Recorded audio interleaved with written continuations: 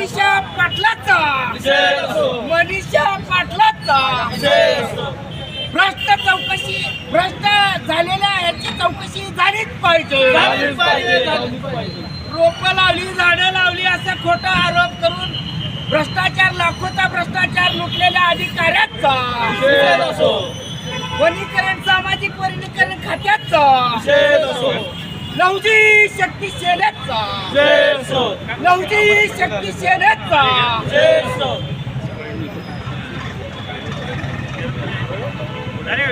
आधी आम्ही सामाजिक वनीकरण जे खातं आहे जिल्ह्यामध्ये त्या खात्याअंतर्गत NTPC अंतर्गत वाटप झालेला जो निधी आहे 2017 ते 23 या कालावधीमध्ये जो मोठा भ्रष्टाचार झाला आहे, जो मोठा भ्रष्टाचार आमच्या लवजी शक्ती सेनेच्या हाती लागला आहे, त्या संदर्भात आम्ही NTPC अंतर्गत दिलेल्या निधीचा पाठपुरावा करून झाडे कुठे लावली, किती जगवली, 2017 ते 23 पर्यंत किती झाडं तुम्ही लावला, किती झाडं जगवला आणि त्याचा NTPC अंतर्गत आलेला जो डिस्चार्ज झालेला निधी आहे तो किती प्रमाणात आला आणि कसा झाला याच्याबद्दलचा लेखाजोखा आम्ही गेली 3-4 वर्षापासून 3-4 दिवसापासून ते अनुक्रमे आंदोलन आमचं या ठिकाणी चालू आहे. पहिल्या दिवशी आम्ही हलकीनाथ आंदोलन केलं, दुसऱ्या दिवशी मुंडन आंदोलन केलं.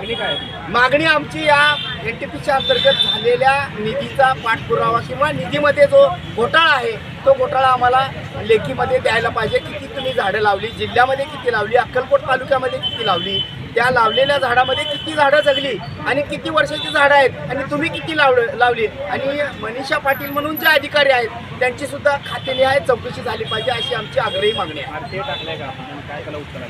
उत्तर त्याचं अद्याप आलेलं नाही. हो, टाकलं ना.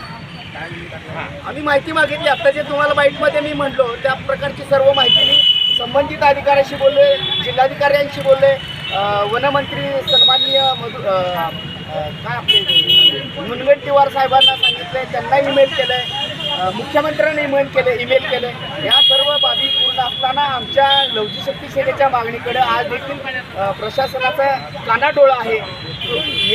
एक तर महाप्रकारामध्ये NTPCचा जो घोटाळा आहे तो उघड केला पाहिजे आणि प्रशासन बघा